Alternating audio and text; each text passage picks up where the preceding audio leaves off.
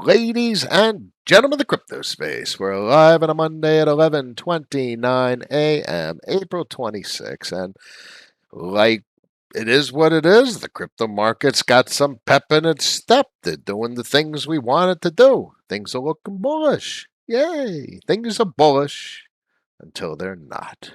Price goes up until it goes down. We have no idea what markets do or gonna do. That's just the nature of assets.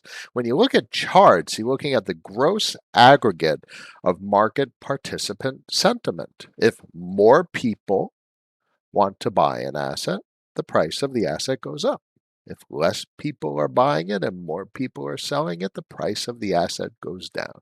There's no magic to this game. There's the art of technical analysis that tells us whether something is trending, that more people are buying over time and that gives us an edge, or maybe we like to think it gives us an edge. And what's most pertinent is that there's always risk on the table. I don't trust a thing. I don't trust any of these assets. I might really appreciate and even love certain assets, but I know that the asset doesn't love me. The market participants don't love me. And what I am trying to do when buying an asset is I'm trying to capture the capital that has entered the asset after I bought it. So basically, the process involves me buying into a narrative, a story, and being earlier than other people buying into a narrative and a story. So if you're earlier to buy into that narrative, your goal is to capture the money and profit created by people buying into the narrative later than you. Now, if you think about that, sure, that sounds opportunistic. That sounds like you are the wolf and you're capturing capital, the roaming sheep, or whatever metaphor you want to apply to it. But you can imagine there's always a bigger wolf. You can even argue there's dragons that make the wolves seem tiny. So this is the biggest reason to not trust even the most beloved asset you have, because every person playing these markets has one goal in mind. It's to take your money. So protect your gains is the only thing I could encourage, not enough. It's all about protecting your gains. And you find an opportunity every now and then that is clear, obvious, and hopefully has a short time horizon. You capitalize, you extract your capital, and you protect your gains. That's one of the most important strategies, or at least ideologies, that I remind myself of. Let's hit the stream. Let's get this cooking. A lot of people joining. Let's see who's talking. Craig's in the house. Always a pleasure. Alex, what's up? Ren, my man. Angelo, James, good morning. Carlos, my assets don't love me. I know, Carlos. There might be some great days where the assets appreciate, some brutal days where they depreciate. People are taking your money. This is why I strongly advocate reorienting and re-educating ourselves to think about dollars. And the opportunity in the crypto space isn't necessarily the asymmetrically appreciating or depreciating assets, because that's the same shit that we got in the legacy financial system with stocks, which are basically so far detached from fundamental reality. It's the same exact thing.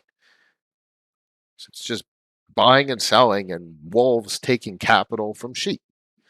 So I appreciate how bad that feels to watch assets that you have depreciate. Do it different. Be different. Think about the market like the vast majority of people don't. People are buying Ethereum.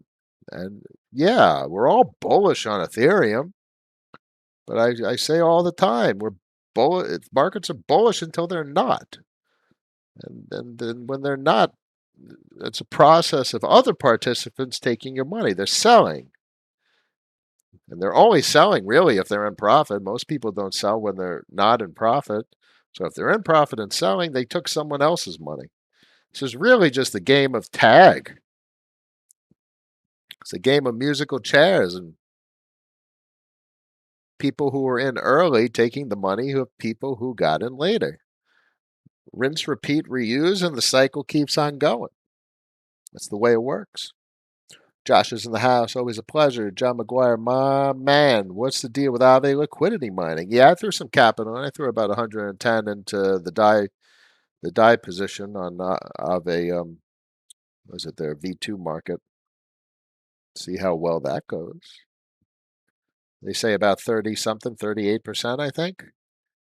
The odds are it's going to be diluted to high heavens or whatever phrase comes to mind. But that'd be nice. My favorite thing nowadays is dollars. I'm as much as I have beloved narratives, and I believe the markets are creating fundamental financial primitives and infrastructure.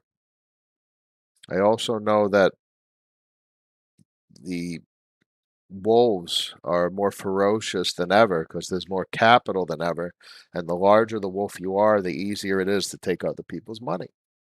Let's keep it going. Jay Nice Mint in the house. Always a pleasure. Crypto Yogi. What's up? All right. Title of the stream: There is no perfect strategy. It's a never ending evolution. Anyone who thinks they have the perfect strategy, they're fooling themselves. Markets are a dynamic entity. The stories we tell are they're not solidified. They're adapting and morphing all the time. You could have the most bullish asset, and literally 5 seconds later, the narrative changes. So that means our strategies cannot be set in stone. They need to adapt. You need to adapt, overcome, and improvise. I don't know where I heard that from. I don't know, but it makes sense that I'm saying it. Today's episode is sponsored by Change Angel, the non-custodial swap exchange for social good. Stop depositing on exchanges, not your keys, not your crypto, non-custodial DeFi, or nothing at all. Bam! Let's pop it over to the main screen and see who's in the stream. All right, I already hit people in the stream, so I can't. That was not necessarily the best segue. It's the classical segue, not applicable to today's stream though. Christopher's in the house from the UK. What's up? Duran made a live stream. Always a pleasure. Jay Nice, Soros pinned it. Man, yeah. What, a top? I don't care whether there's a top or a bottom. What I care about is opportunity. And I see opportunity all over the place. And the best part is the opportunity I see is I don't have to take risk. Like, sure, clearly I'm taking smart contract risk. I mitigate that risk by taking insurance policies. And I also mitigate that risk by having logical and rational position sizing. For everyone's reference, I'm about 50% cash right now. How about that? Maybe that's just my just fear of the markets. But I don't fear doesn't overcome me. I have my risk on positions. Clearly, if I'm 50% cash, I'm 50% risk on. We're in a position to experience asymmetric appreciation. Have my Bitcoin, have a bunch of assets. I don't trust these fuckers one bit. I really don't. Lewis is in the house. Always a pleasure. My strategy is the one you developed, and I implemented only tweaked to fit our circumstances. Everyone in this stream, everyone that joins me on my Real Talk Discord server or talks to me on my office hours, we're going to work on developing your own strategy. You have to be able to sleep at night, not afraid that you're going to lose your capital. And on the contrary, you really need to focus on exactly what you want to do. You want to be able to grow your capital. Go to sleep and wake up tomorrow knowing that you have more money, putting your money to work so you don't have to work, which entails for smaller market participants, new entrants to the space. This isn't free money. This isn't a free damn lunch. Don't expect to make a fortune. Even if you make a fortune, you won't know how to manage it. Make $1 million, you throw it into Bitcoin, and boom, it's the market top. Got to know how to manage your capital. And you got to start reasonable and rational. Now, the appropriate thing to do is what I recommend to everyone who asks me. Capital goes to Aave. It's a money market. It's basically a very comparable piece of infrastructure to what exists in legacy finance. Facilitates a capacity to lend and borrow where yield is derived from borrow rates, either variable or stable, where debt positions are over collateralized, which is not comparable to legacy financial markets. Legacy financial markets, debt positions are under collateralized. This means in the case of a default event, the burden is placed on the lender. The burden is placed on the systemic infrastructure. On Aave, that burden is not placed on the systemic infrastructure. The burden is placed on the borrower, and particularly their collateral becomes in jeopardy. If the borrower does not make their debt position whole and they reach that critical liquidation threshold, bye-bye collateral. So that's the difference between Aave and the legacy financial system. There's no systemic risk, or at least systemic risk is modified, significantly minimized, or even further, at least, its systemic risk is nothing comparable to the systemic risk that exists in legacy finance. So Aave is destination número uno, ¿ok? ¿Es claro? Sí, es fácil. That's the first place for your capital. I love that. Okay? So you go to Aave and you figure out what the hell you're doing. Jump on my Twitter. You ask questions. You jump on the stream. You ask questions. You jump on the forum. You ask questions. You ask questions until you understand what you're doing, why you're doing, and how you're doing it. Otherwise, you're going to allocate capital and take excess risk, and the wolves take the money. Now, what do we got on the screen? Got Alchemist. It's a wonderful narrative. We've talked about it extensively. Look at the wolves. Look at the wolves. Do you see the red lines? Those are some people that are taking some profits. Now, if you notice, it's not a very clean series of higher lows, which means you're not just experiencing cost basis reset. You see this right here? When you see a pattern like this, when you see, so this is clean. This is old entrants, new entrants come in, old entrants take profit.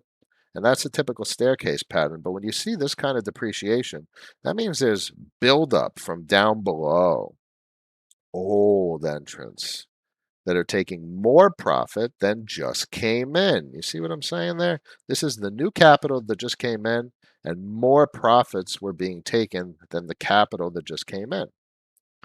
So, there's never a perfect pattern, but there's so much risk in all assets. Who bought early? How much did they buy? I know there's some large mega liquidity providers that were taking in huge amounts of miss when it was down at $1. This thing was dirt cheap. Now we're up at $208. I expect some serious volatility. So what does that mean to me? I made a nice chunk of change the other day. I think it was about 40 grand overnight. Took about 300 grand. I popped it in here. I think I hit this rip. I'd probably bought around here and I hit this rip. It's a good 15, 20%. So that was a nice win. Got lucky. I got lucky. Was it worth the risk? Probably not. Did I sleep well at night? Hell no. Would I do it again? Picky, picky, picky to buy and quick to sell. I currently technically have no position. So I rebought in probably around there after it started dipping down, and I noticed this inverse head and shoulders. Probably bought about an 80 chip, so no, about 67, 65 chip worth. Rode this up, liquidated up here because it was all green. Sold at about 80 is another 15. I'm a little hesitant to buy back in. From a technical standpoint, it's nice to see it find a low above a most previous high, but this is a little concerning. The wick up, maybe we're forming another ceiling, which is exactly what we had here. 1, 2, and then 3 it hovered there and it finally broke out, but it failed and then it broke through. And look, this is a retest. So this is not bad to look at. This is a breakout and a retest of previous resistance. The top blue line you see there, flip support. But I'm hesitant. And you guys know damn well how much I talk about this narrative, and I'm hesitant about the narrative I'm most bullish about. Just shows you how really risk adverse I am. Work too hard for the capital.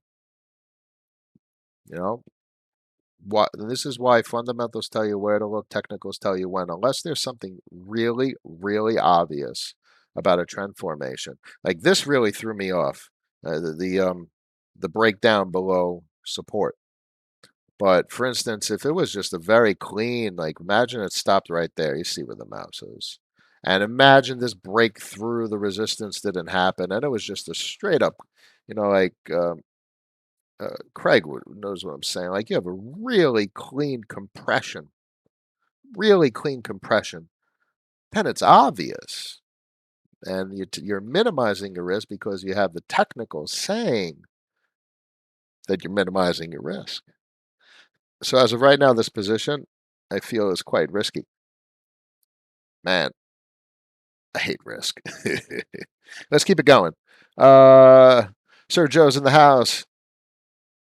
I'm going to say Dr. Za, Drizza, GM from Tavares, Florida, right around the corner, small world. How do I reach you in your office? Here, I'll get you the link. I'll pop it in the stream. Give me a second. There you go, folks, right in the stream. There's my office hours link. I'm on as much as I can.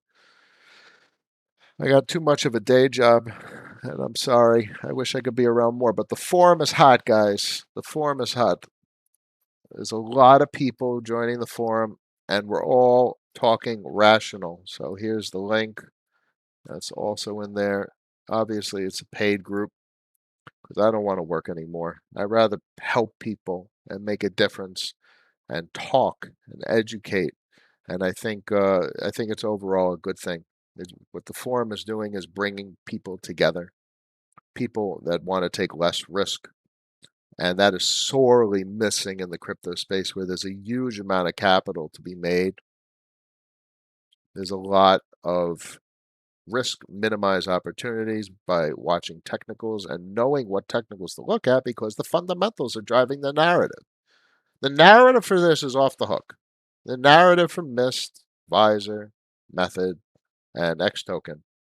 But the volatility is also there because it's a relatively small market cap, which means early participants will want to liquidate and facilitate cost basis reset. And basically, they're overpositioned. If you have 10,000 Mist that you got at $1 and now it's worth $1 million, you're going to liquidate. You're overpositioned. I mean, it makes sense. Anyone who's hearing this probably liquidate as well, but that skews the market and makes it much harder to get those significant appreciative price action cycles as you get higher in price until the asset stabilizes at these higher valuations, and which is actually achieved by those early market entrants that have the dirt cheap or bought the asset at a dirt cheap price, liquidate. And that's the cost basis reset process. You have a cost basis reset that occurs when the vast majority of market participants can't sell for a profit. If you can't sell for a profit, nobody's going to sell. And then you have buyers that outweigh the quantity of sellers. So this is exactly what we talk about on the forum, and this is what I handle in my office hours. I actively try and tell people to take on less risk, have more dollars. I mean, how are we taking on so much risk? I just put like 110 in here. If you can get 10% on your money, do you think a bank account's giving you nothing? So people are so skewed by the perverted nature of the legacy financial system that they don't realize looking at this screen right here changes everything. Can you imagine if you got 10% in a bank account? You go to work and you'd save your money. You have a half a mil in the bank, which you could save up if you live below your means. And when you're 35, 40 with a half a mil, if you look at the statistics, a lot of people 35, 40 have a half a mil. You're making $50,000 a year. And guess what? They're about to throw on some AVE incentives. Your bank didn't do shit like that. This is a better bank. How awesome is that? So I like to tell people that these positions are better. You don't have to try and make as much money as possible because you know why? Because the vast majority of people don't. The vast majority of people with that mentality end up losing more money than they actually wanted to make. So let's avoid that. Let's do better because we can do better. People deserve better. Legacy financial system is not fair. It's emotionally distressing, too much work, not enough free time. The work isn't satisfying.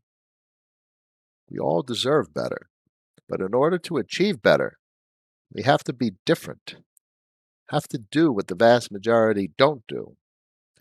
Because the horrible and disappointing and sad thing to say is the vast majority don't win. I could try and help everyone, but the odds are they actually don't want help. I'll be here, but if they wanted help, they'd be playing the crypto markets. And the vast majority of people aren't playing the crypto markets. And the very few amount of people playing the crypto markets actually find me to actually be in a position to be helped. So it's not fair, the legacy financial system. So play these markets different so it doesn't fuck you. It's the truth. Matt B, trying to take these lessons on board are one of the hardest things I've ever done. I understand human greed. I mean, look, Doge goes from 0.08 cents to 40 cents. Could have turned a couple $1,000s into a fortune. No one in their right mind would have allocated 10 grand to Doge at 0.08 cents. It's a useless asset. Clearly, it's worth something now, but it's depreciating. There's no capacity to you can't define a story. You can't define a narrative. You can look at technicals and you could capitalize on it if you're a sophisticated trader that divorces themselves completely of emotions. I mean, literally, you buy and sell with 5% gains. That's okay, and that's what traders do. But I have no interest in that. One, I'm not necessarily the best at it. Two, the vast majority of people are downright horrible at it because the vast majority of people lose capital.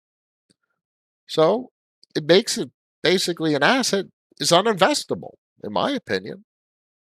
That's how I talk about it. It's an uninvestable asset. Can't define a story. I could define a story about an asset. That means I have something to look at. I have something to hang my hat on and say it's a good idea to look at this asset. It has meaning, it has purpose and significance. At least use that, a narrative, to hone down what you're looking at.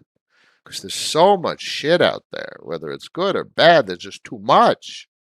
So at least use a good story to hone down the assets you're looking at. And those are the fundamentals. Those are crypto fundamentals. And then technicals, whether you're talking about price action technicals or I would say, I guess fundamentals, monetary policy, inflation, deflation, and velocity. And that's what I like to look at more so than even technicals. Lewis says, I have the benefit of years of legacy finance and understanding risk management and strategy. I don't understand what I need to understand in crypto, hence a valuable resource is Noah. Thank you, my friend. James says, did you end up insuring your position on Polygon? Well, you have Armor Phi. I have it somewhere. I have Armor Phi. Let it reload. And I have an insurance policy for the size of my Polygon position. Very nice. Very nice. Insurance. Armor Phi and Nexus Mutual. If you can't sleep at night, insure your position. I don't know. I personally don't really think we need insurance too much as people are thinking lately, but it's just food for thought. You can get insurance, so you might as well get it. Thank you. Last pass. The Crucible. Let's go back. All right, let's keep it going. Did you end up, Demir? What's in the house? Demir is in the house. What's up? Ave and Matic still doing great. Ave and Matic is on another level, 45%. I'm building a Matic position, taking basically no risk. It's awesome. 50% of the portfolio. I'm done. I'm done playing these games with these sharks. I don't have the time to sit in front of the technicals and look at the charts. I don't have the patience. I'm going to build a Matic position. It's going to be a large position, and I'm going to let Matic go up to 40, 80 billion dollars because it's basically foreshadowed by BSC, Binance Smart Chain, and I'm going to make a fortune off that shit. Taking dollars, using dollars in this position. So having asymmetrically appreciating assets be the emissions of dollar positions. It's a free position in an asymmetrically appreciating asset where you're not taking risk because it was all free. If it goes up or down, it doesn't matter. It was all yield. This is why we have to change our narrative, folks, and the way we play these markets. Carlos, is the benefit of Aave over Curve the fact that I can borrow and then put onto Curve? Well, borrowing is debt. Borrowing is risk. Borrow means you have to pay attention and be careful because if you borrow and mess up, your collateral is in jeopardy. So it's not a benefit necessarily that you can borrow. I would argue it's a responsibility. Um, Curve, you can't borrow. Aave, you can borrow. Make it DAO, you can borrow. But you have to have some real rigorous policies and procedures for yourself, a self-fiduciary responsibility if you're going to take on debt. Truth be told, most people don't handle debt very well. Credit cards and all that fancy stuff they shove down our throats nowadays. I'm just saying, not that it's a bad thing. I have debt. I use the Oasis. I got 116 grand worth of debt, and that's basically that's all in DAI right now on Aave. So I got Bitcoin that's sitting doing nothing, absolutely nothing. I borrowed some cash against it, and I'm throwing it into Aave, putting it to work, getting 10% of my money. So clearly, 30. It's about 40%. It's about 20. I don't know. 400% is what 25% loan to value, LTV. So I'm getting like 2.5% on my Bitcoin, which is pretty shitty. But if you have a significant enough capital, I mean, 110 is not bad. I'm getting about 10 grand a year. Let's see what the Aave incentives kick in. And that's the whole point. The whole title of the stream was there is always better. So I'll sit in this position for a little bit. I got no rush. It's cash. Let it do what it's going to do. And if there's a better opportunity, I'll do it. Maybe I'll throw it back in Curve after the Aave emissions dilute. That's always nice. Tiki's in the house. What's up? What's up? Lewis, Alchemist is the highest level of risk reward. In order for me to hang on simple for token purchase, I have to full understanding of risk management and the entire portfolio dynamic. That's right. And I don't trust it. I don't trust it. There's a lot of old holders. And you see what's going on with Visor. Visor was up at almost $4. This thing's an absolute roller coaster. The volatility is through the roof. It's because there's a lot of old holders that still have it. And man, look at this price tag. Look at them drive it down after such a rip to the upside. I don't trust it. A lot of money could be made if you get it right. But don't forget to sell and know you're taking risk. And look, someone got excited and bought up here. Then boom, brutal, brutal, brutal, brutal. Big losses. That's a dollar on dollar 25% of your money you lost if you sold it down here. And then the hopium kicks in. Oh, it goes back up and boom, boom, boom, boom, boom. Pile driver, your head getting smashed into the pavement as it goes all the way back down and even lower than it went last time. And then it did it again. Falling wedges are brutal, especially if you're in at the top. which is why you wait for the breakout, the retest, and the higher high. So this is what's so messed up about this asset. So technically, probably around here was the breakout. This was the breakout. It failed the retest. I wonder, you could extend this line a little bit and see. I don't know. Let's take a look real quick.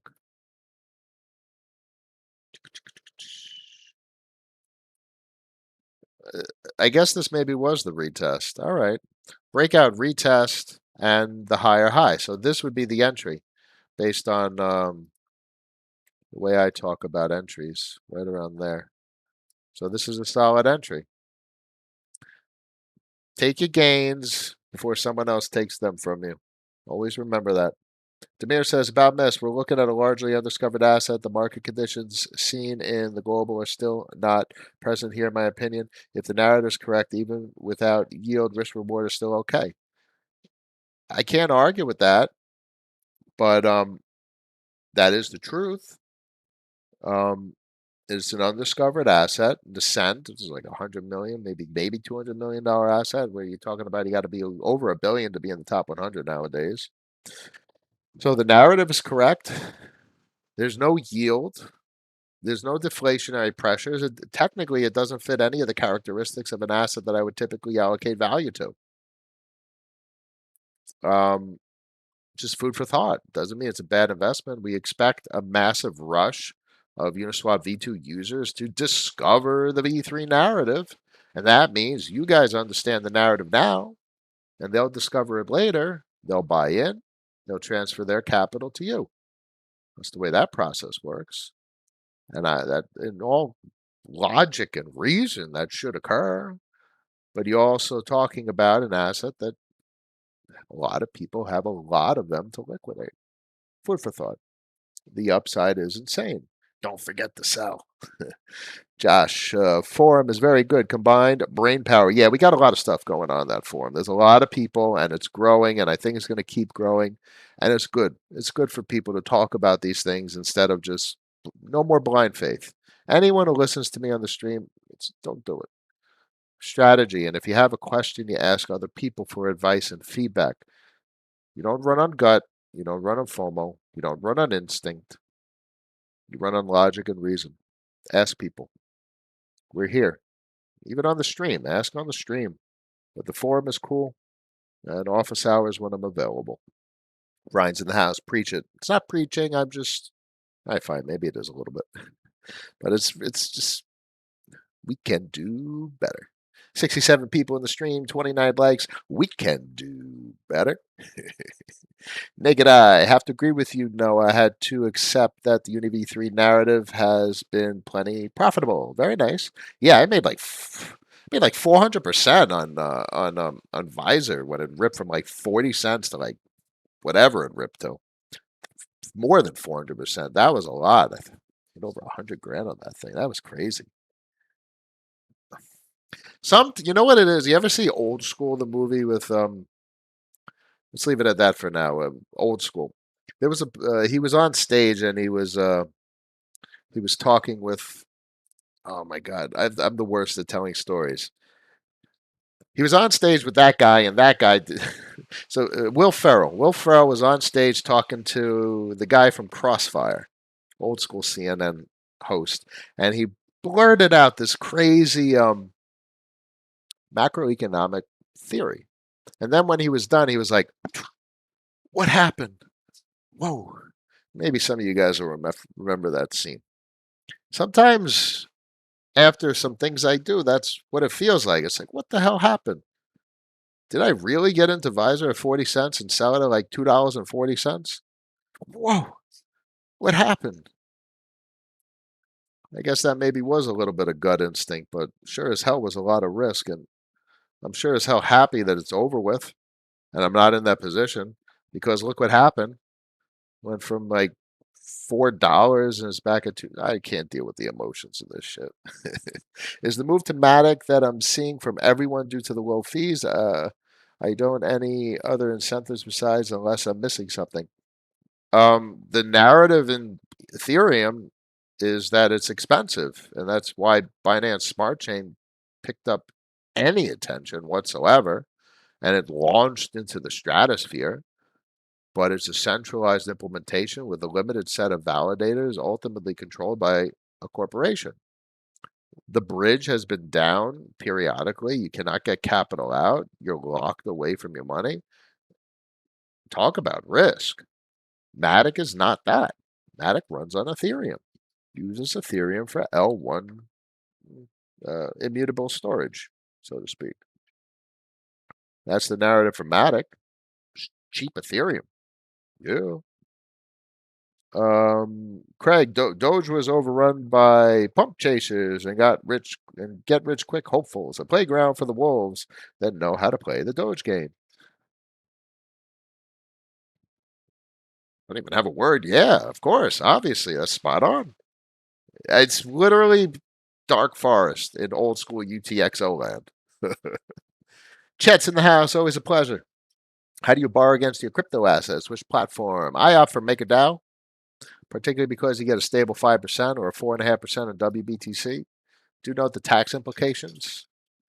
I have a capacity to argue the technological merits that BTC to REM BTC is not a taxable event, and I would argue it's a deposit in the case of an audit scenario, providing technical documentation, as well as pages of argumentative narrative substantiating my position. It is not a trade, and I would argue that extensively. There's a lot of accountants that'll probably sign off on that. Um, you know, put the capital to work. Use the equity and generate a revenue stream and pay taxes on that revenue stream. We'll see what happens after this tax season, how the antiquated policies and procedures of the IRS respond. There's no clarity. It's gray area. But it's reasonable and rational and right to push that BTC to REM BTC is not a taxable event.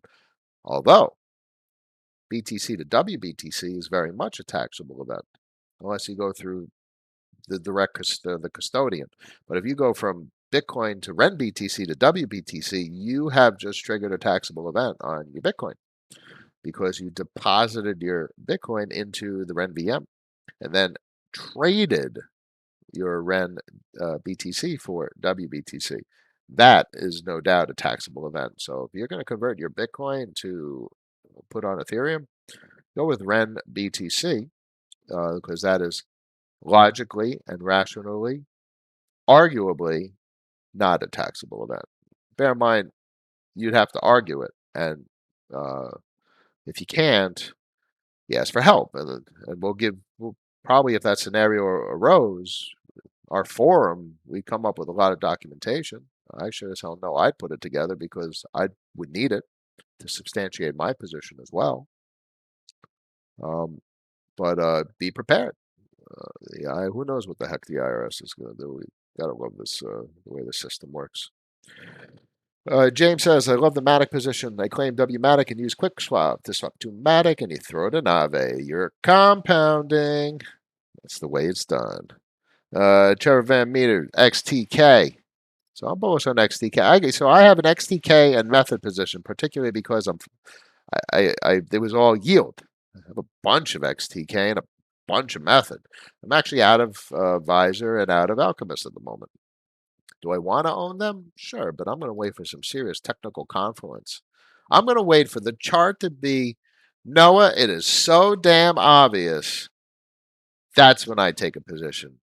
Chart is saying, hey, Noah, buy the damn position. And when it screams at me. But until then, I don't have the stomach and the time and the patience to watch this shit anymore. James, I can't believe how fast and cheap Matic is. How crazy is that? It's basically like 5 seconds for a transaction. And it's basically free. Ryan, wasn't Visor affected by the market correction? Of course. Everything was devastated. Look at this. This thing was $4. And it bottomed at like $1.70. Total devastation, anyone who bought up here. and didn't have a capacity or experience or skill set to liquidate.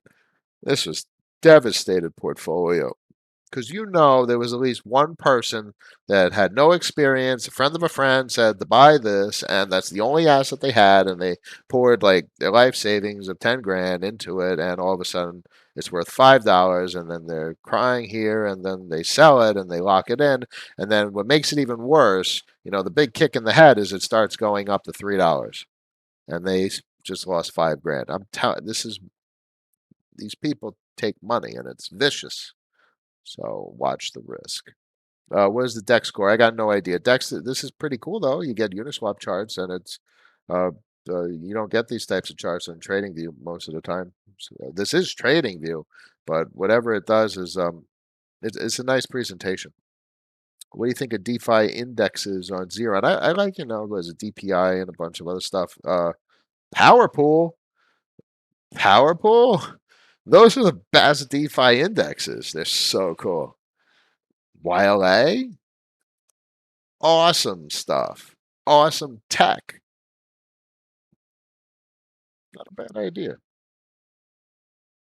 Let's see how the Aave yield goes. Maybe a nice index position will manage my risk and keep the dollar valuation relatively stable. I'm way over my risk off, but it's slow. We talked. You said you were gonna try. Try. Keep trying. You can do it. And you'll find your happy place, just like Happy Gilmore when they're bouncing around and you find your happy place. Okay. Didn't realize how much work I made for myself. I know it's digging a hole. People with so many assets.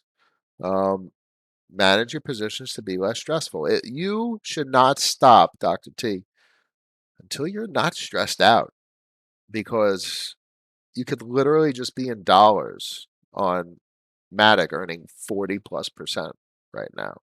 Whatever it is, it's 40%. We could be take a fat curve position and boost the shit out of curve, and you're getting like 40% on dollars. So we take on all this risk unnecessarily. It's not a bad thing. You didn't do anything wrong, Dr. T. You just didn't have anyone to kick you in your ass like I do. That's why I'm trying to make a difference. People taking too much risk. It's not a bad thing. Just keep chugging along and push yourself, and you'll get to where you want to be, where you're not stressed out. You're welcome, Chad. Always a pleasure. Always good when you stop by. I miss you. I miss the good old days. We had good days back at the office. Me and Chad worked at Royal Caribbean together for must have been the better part of a year. Chad was there longer for myself, but I was there for many months. Jay Sampson compounding. You compounding on Aave, on Polygon. That's right. Woo! That's good stuff. Igor, Noah, what do you think about bond TVL market cap ratio 1 to 10? Bonds on my radar. I tend to avoid derivatives, meaning you can't insure necessarily bond, and bond's probably getting its capital gains from Curve or Aave. Where else do the capital gains come? The capital gains come from either transaction fees or monetary policy. What has the freaking strongest, most emission rich monetary policy in the DeFi space? Curve. The inflation is huge, coupled with one of the strongest deflationary pressures of any protocol in the DeFi space, the E curve. It's a fascinating protocol, fascinating monetary policy, and really proves in many regards how a functional UBI implementation can be done. Grant says, looking to spend some cash in the IRA. What's about 3 to 6 month hold? 80/20 ETH to cash. You're 80% Ethereum to 20% cash. Should I go for DOT, ADA, or Link? I've held all three in the past. I would do neither. I would switch the opposite. I would do 20% Ethereum, 10% Ethereum. 3 to 6 months, 10% Ethereum. You want to do 4 years? Go for DOT. Wait, you want time horizon? Wait for Cardano to drop the smart contracts. When Cardano drops the smart contracts, be late a little bit because everyone and their mother's speculating on that stupid thing. But I would never buy it now. Never buy it now. It has nothing. It has no monetary velocity. It has zero liquidity. All it has is hopes and dreams. And I don't invest in hopes and dreams. I invest in the way the markets are today and where they look like they're going to be based on shit that's going on today. It's like Flare. I think it's an awesome blockchain where it's inverse Polkadot in many regards, drawing consensus from interconnected blockchains. It's not an asset yet. It's a story, and people are buying the futures contracts. Absolute degeneracy. I look forward to it to get released, and I'm going to wait for some damn TVL and velocity and liquidity, which is exactly what happened with Matic. The story changed. I never touched Matic. Never, ever, ever touched Matic. They rebranded the Polygon, and bam, all of a sudden, Aave and Curve popping up shop. That changes everything. And what's awesome, what is so awesome is it's still off the radar. Like a $2 billion, $3 billion asset. Cranking out 40% yield on Curve, denominated in Matic. It's the Ethereum L2 that everyone's been hoping for. And nobody's looking at it. Every single person that complained about Ethereum went to Binance Smart Chain, and Matic arrives, and it's not all the hotness yet. If that isn't a damn opportunity, I don't know what is. Shit. Demir, when Cardano drops their smart contracts to 2084, he says. I don't pick. I'm not biased. An asset is an asset. I think their community is loves the narrative. That's it. That's as far as I need to go. They love the narrative. Who the hell invests in just the narrative? You need some damn meat and potatoes. I don't know. I can't allocate capital like that. I can't gamble. I just don't have it in me anymore. Maybe it's just because I'm my age and I've just been through 2017 and 18 and I've seen money come and go, and I have no interest in that anymore. Grant says, appreciate the advice. No, I've been long since mid 400s on Ethereum. Man, you killed it. Dude, if you're long since mid 400s and you got 80% of your portfolio in Ethereum, it is time to trim back. You did really, really well. I mean, you're talking Ethereum goes to 10 grand, you're making 400% of your money. You could take 10% of your capital and throw it in some asset like Mist, and then you'll get maybe 1,000% of your money in a shorter time frame than it's, I don't know. I think 80% risk on is something that I generally am left in an unsettled position with. It's unsettling. And, it's probably like last week or the week before I was telling you guys about 15, 20% dollars. And so you see how long that lasted. About 50% cash right about now. I got a lot of risk on, though. I got 3 dark nodes worth $250,000. I got Curve. It's worth 153 grand. And I bought all this stuff cheap, obviously. I got Cosmos, Bancor, Polkadot. I got that X token interest, synthetics. Got that method position. Band protocol, Aave, tiny position in Alpha Finance, micro position in Cresco Fin. Let's take a look at UTXO assets for the fun of it. Damn, Syscoin. I bought a Syscoin masternode for like 7-8 grand. I remember like in 2017, 18, it was like worth 50 grand. I bought it for like 7 grand. It's worth like 31,000 right now. Blocknet too. Blocknet, I think I bought the service node for like 8, 9, 10 grand. It's worth 21 grand. Iris is doing well. Where's Captain Weber? Probably not on. He's busy. He's the yacht master. He's the captain. But he likes his Iris. And I tell you guys the Iris narrative. Ping me on Twitter if you want me to talk about the Iris narrative, because that has to do with China. That's a heck of a narrative. Fero's moving a little bit. It's about 9 grand for a Fero masternode. StakeNet hasn't budged all year. That's about it. Anyway, go back to see if there's any final comments. We'll wrap this bad boy up. Solana Yeah, Solana's been pumping and ripping. Um, doesn't have the liquidity. So I tell everyone I'll watch an asset go up. If it doesn't meet my criteria and the conditions where I feel comfortable, I don't care if it goes up. I guarantee you everything that you're looking at could pump to the moon, and there's always another play. You literally could watch opportunity after opportunity after opportunity pass you by, and there's always another opportunity. There's always another play. And the best opportunities, the best plays that I'm seeing are dollars because the best plays have a minimized risk profile. So if you could take little to no risk and get a huge amount of return, that's the best play there is. Anyway, so we'll keep this going. More than happy to talk about this topic anytime you guys want. 74 people in the stream, 37 likes. Yeah, we can do better. Stop by my Discord forum. We got a large community going on, and it's it's literally everything we talk about in here. The community was built by this YouTube stream, and we're all trying to improve our risk-adjusted returns, be more risk considerate, and protect our capital and grow our capital, and basically do everything the opposite of the way BitBoy does it.